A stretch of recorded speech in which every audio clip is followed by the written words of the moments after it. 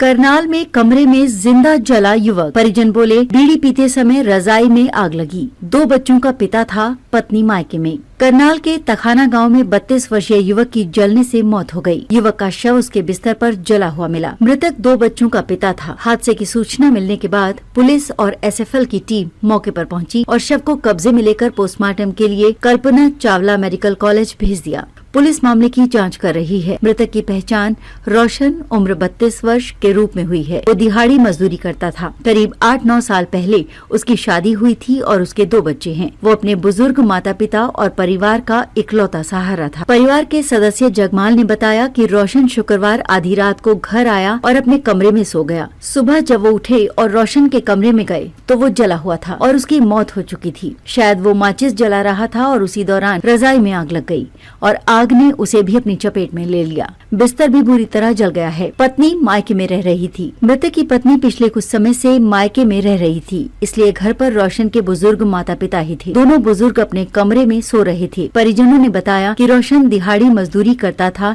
और थोड़ी शराब भी पीता था। रात को किस समय आया ये पता नहीं चल पाया है। मृतक बीड़ी भी पीता था और संभव है कि माचिस जलाते समय रजाई में आग लग गई हो। रात को तेज बारिश हो रही थी, इसलिए किसी को हादसे का अंदाजा नहीं लगा।